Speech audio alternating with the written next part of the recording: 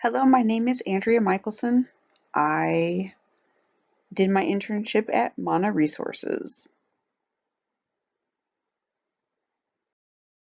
Mana stands for power or inner strength. It's a Hawaiian word. The owners of Mana are Hawaiian. They're very laid back, but they're extremely passionate about building a team that feels like family and for empowering and offering resiliency skills to those in recovery, whatever that might be for them.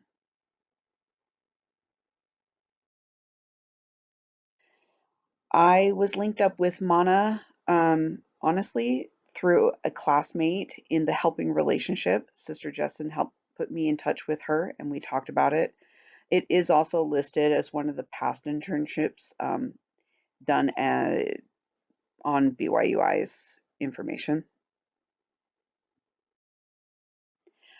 From their website, it shows Mana offers counseling, med management, CBRS, which I'll explain, respite care, which is kind of fancy for babysitting to allow people who are caring for a loved one with disabilities or issues of some kind a little bit of a break. Supported living, which I helped with that, and also we'll speak about that later. They offer youth programs, peer counseling and support, family counseling and support. A CBRS worker is it stands for Community Based Rehabilitative Service. These workers will be a liaison between a therapist and a client in the community. So basically, they would support the goals created by or the treatment plan provided by the therapist. So, for example, if a young person is seeing their therapist for anger issues, and this plays out most um, on the playground, say they're 10 years old and have anger issues, well, a CBRS worker can go to the school and visit with that person in that moment. So that's a pretty cool thing. They also provide case management, which is ultimately linking people to the resources that they need. As you can imagine, Mana cannot provide all the certain needs for all the people in the Treasure Valley. So they will field calls for services again that they can't may not be able to take care of themselves, but they can link them to other agencies that can do that or help do some detective work in finding that resource or benefit or service for that person or individual or family. So I was assigned to work on the rehab side, mental health. So I was assigned three young adult females with developmental disabilities of some kind. Many of them had dual diagnoses, which just means that someone can have, for example, fetal alcohol syndrome and generalized anxiety disorder both. All of the girls, honestly, had multiple dual diagnoses, like four or five things each. Um, Wonderful girls, really grateful for my experience with them. I was able to create treatment plans for each one after I met them and got a feel for what they wanted to work on, and objectives for each of those, all being measurable goals. Anytime that I would meet with any of them, I would create case notes. So those skills alone were really valuable because they'll be transferable to any kind of social work, case management, QIDP, CRBS worker, speaking too fast, um, any of those positions. So I also did some case management for them. We hunted down a shower aid that took, Medicaid. I had to find wisdom teeth removal for a participant. So that was like a needle in a haystack because it's hard to find a provider that will take new clients, someone her age, and Medicaid. She was over what is usually a threshold of 19. She's 22, where Medicaid dental will continue after that age. It was very hard, but we finally got her services. So I reported to a QIDP, that stands for Qualified Intellectual Disabilities Professional. Their main job is to make sure that all the paperwork for every individual in the program, and they have a caseload of about 8 each, um, that every paperwork, assessment, service log, everything is inputted correctly and submitted on time. That ensures that every participant has the services that they need, they retain the benefits that they have, and that their rights are protected. They have a ton of paperwork to do, and they got a intern to help with it. So I did a lot of these types of things, different assessments, reports. I helped with an audit. I did corrections, and a lot of it is tedious, but it is part of the deal. So Mana uses the Google platform, which I was extremely unfamiliar with at first. However, got up to speed fairly quickly, and honestly, it is a wonderful resource for this type of agency where communication and documentation needs to be shared, and that these, yeah, living documents and things like that, that they're always updated. And I learned it pretty quick, and I liked it. Also, they use a database called Therap, which is basically documentation storage for everything for every individual participant. So, from treatment plans to doctor's notes and financials and um, all their other assessments that we talked about earlier. So, um, getting familiar with that was also very helpful.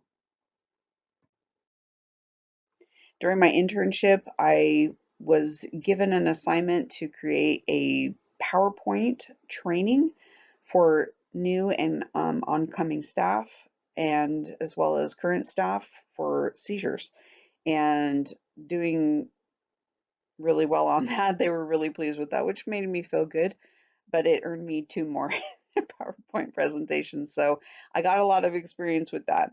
I did seizures, TBIs or traumatic brain injury, and de-escalation. These slides really just show, it's a screenshot of the PowerPoint. So to the left, you see the additional slides. Of course, it's what is a seizure, what is happening in the brain, how to help somebody um, when they're having a seizure and understanding it.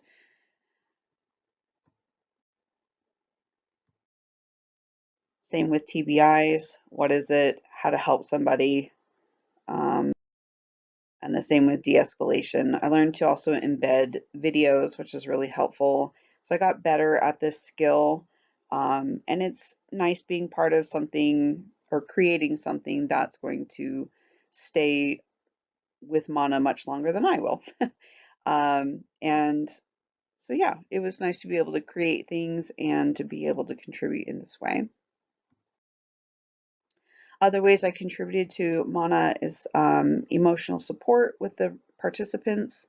Um, as you can imagine, these are young girls, they're living together as roommates, and they need extra support in handling skirmishes and hygiene and contributing to the apartment and housekeeping and cooking and things like that. All of those things are weak spots for these girls with disabilities.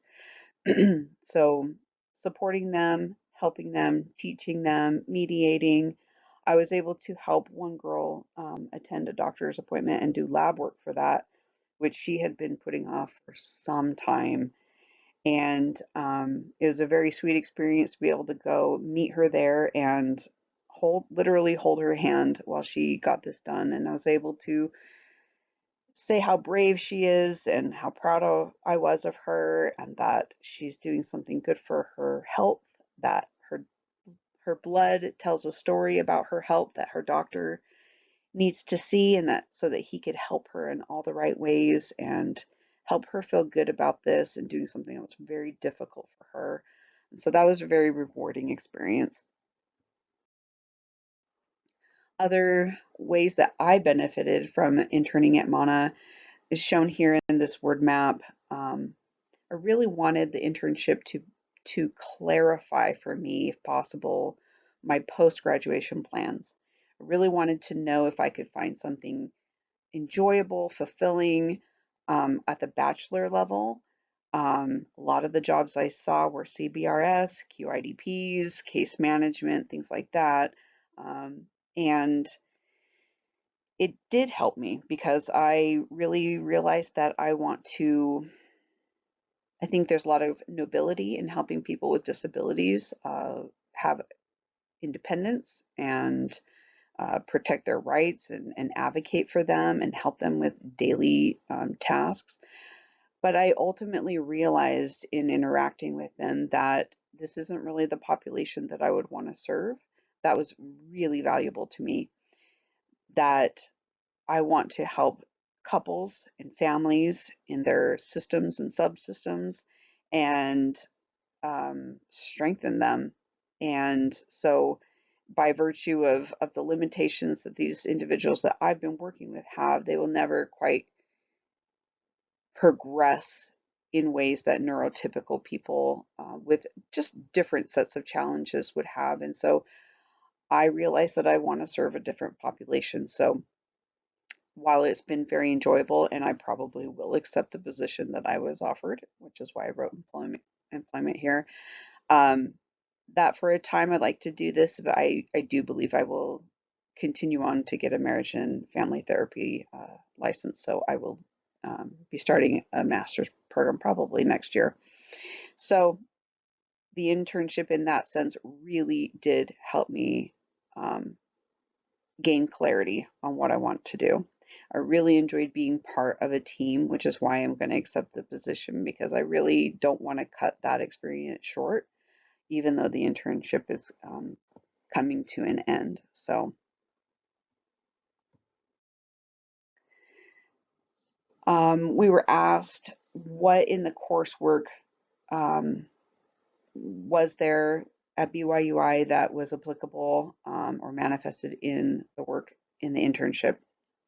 I really found that the principles and skills from child and family advocacy, family stress and coping, the helping relationship in particular, and family theories and dynamics, um, being able to advocate for people, being able to listen closely and reflect meaning and content and empathy were very valuable skills. And I feel like I built upon what I learned in class out in the field, which is obviously the intent of the internship, and it really was effective for me.